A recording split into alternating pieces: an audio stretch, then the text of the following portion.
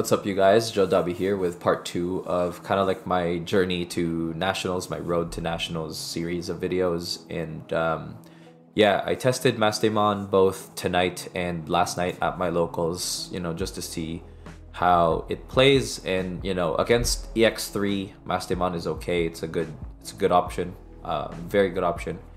But leaning into BT11, where I did a decent amount of training and practice against Black War Greymon X. Shout out to Huang Zero's friend Zero, who tested with me. It is not the play. Like, Mastemon absolutely suffers into Black War Greymon X, and BT11, I think Black War Greymon X is what we will see if it is legal for Nationals tournament play. If it isn't legal for Nationals tournament play, then I can assume that we will still see the Metal Garurumon X's and some of the EX3 decks like Bloom Hydra, and we might even see Grandis. But and SecCon will always be there, so you always have to think about SecCon as a potential. But yeah, Black War Greymon X, I think, is the deck to test against, assuming BT11 is going to be legal. And with the looming rumors of, restriction lists, ban lists, if there is a restriction on, certain promos, be it Akuamon or Garurumon or anything like that, then, and if BT11 is legal, then we will see an even more skewed direction towards players wanting to try out BT11 for Nationals. And that becomes a pretty big deal, especially for a Mastemon player, for a purple player, because purple has not really been it for the last couple months, man. Like the last couple weeks, months. Mastemon tends to get away with it and get to that top a little bit. But that's about it. Like, the only purple I've really seen are the purple in security control decks in the form of, Mimi and other stuff, like Chaos Degrade and whatnot. But yeah, as far as purple is concerned, it's tough right now. But yeah, I will continue to test. I think I'm leaning towards other decks as well. I'm exploring every purple deck under the sun before I move to a different color. So right now I'm gonna go back to Loop, go back to my roots, playing Lilith, and see how well I can do that. I know that there's the mental fatigue associated with playing Lilith Loop for 9 rounds, and potentially top cut. But at the end of the day, like, I don't care. Like, for me, if I know a deck top and bottom, and everything in between, I'll be fine, like, mentally. From a piloting standpoint, I'll be fine. The biggest issue is I want to master a deck that has a pretty decent matchup spread. And right now, as far as purple is concerned, that's, in my opinion, non-existent. So I'm testing everything that I can, seeing what the matchup spread is for these purple decks, and then I think by mid-January, so maybe like the second week of January or so, if I have to pivot to a different color, I will. And then use the remaining month and a half, or 3-4 weeks, to essentially get my stuff together and master that deck. Because there are decks out there that have decent matchup spreads and everything, and it becomes a pilot diff at that point and an RNG diff. But right now I really want to exhaust all my efforts with purple and see how far I can go. So we'll see what happens. For now, I'm going to be running Loop.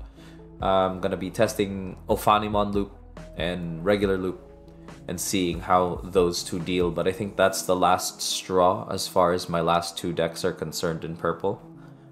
Some rogue decks that I want to test are Dark Knightmon. I do want to try out Dark Knightmon just to see how it does into both Black War Greymon X and the current meta. Dark Knightmon can get away with things, but not as well. We haven't really seen Dark Knightmon top in tournament play at all, and it's not the best as far as like its consistency's sake, but when it pops off, it pops off. So we'll have to see how that does. But right now it's Ophani and regular Loop that I'm really trying to figure out and test, and then by mid-January I should have another update and see how far we go. Shout out to Manta Trading for the great testing as well. This is also kind of like my signing off for 2022 video. You guys will eventually see that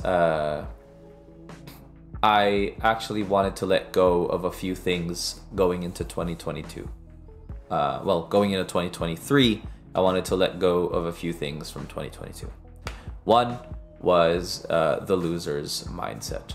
I wanted to let go of the mindset that that woe is me with TCG mindset, where it's like, oh, I'm a purple player, like purple isn't a good color, I'm struggling, blah blah blah. Like, I want to get that out of the way. I want to move JoDobby towards a more constructive, more positive, more competitive and state of mind, which is why I wanted to sign up for Team Icewall in the first place, because I wanted to ensure that I would be in a team of competitive players with a competitive mindset, and really just a bunch of people that are cool and want to get better, want to continuously improve. They don't really distract themselves too much from other things, and I want to be able to, you know, hone in on that. It kind of reminds me of my days when I used to be on my high school basketball team, which was really nice. So shout out to them. Another thing I wanted to do as well is let go of the top 6 Bandai Premier placing that I had. So going into Nats, I sold my War Greymon top 6 card. And what I'm also doing, which some of you guys are very surprised, I know the owner of my locals was surprised, was that I gave my Greymon and Growlmon. So my Greymon from the Bandai Premier event, alternate art, and my Growlmon. And you had the top events to take both. I think I had the top much higher for the Greymon. I think it was top 32, because I top 6 that tournament. So yeah, so that Greymon is actually worth like $500 right now. So because it's worth that much, they were really taken aback by me just donating it to the store. But I wanted to challenge myself. So one of the things that I'm going to be doing is, I think I came into agreement with the store manager saying that, you know, instead of me just using this, first of all, he thanked me, which was awesome. And then he said that instead of using it as just a one-time, one-event thing, he was thinking of making it a prize card along with the Growlmon to second place for the circuit. Because our locals actually rewards consistent play, consistent turnout, and that community building through a circuit tournament where every time you show up to locals, you get a point. If you win, I think you get 3 points. If you lose, you get 2 points. If you draw, you get 1 point, something like that. And then at the end of the month, which is the end of the season, or 2 months or something like that, you get a point system. And then the rewards happen in that regard. So I'm going to try actually to win that card back as kind of a fun little challenge for me. But all in all, that card was really donated to the store as my thanks to them. So yeah, so this is kind of like the quick update on what I've been thinking going into 2023. It's just letting go of a bunch of just letting go of the weak kind of like mindset, letting go of certain topping tournaments and looking forward to the new tournaments that I could top, and letting go of the cards that, you know, I held on to for too long, I think. So the War Greymon, I even sold that to pay for Nats, right? So that's how it's gonna go. But moving into 2023, JoDobby is going to continue his competitive journey, my competitive journey into Digimon and other TCGs. So if you saw some of my latest videos, they're Battle Spirit Saga, and because I want to play Battle Spirit Saga as well, so I'll be trying both games. Digimon will be top, and then Battle Spirit Saga will be the close second. Yeah, that's pretty much the video for today. Thank you guys so much for watching, and peace.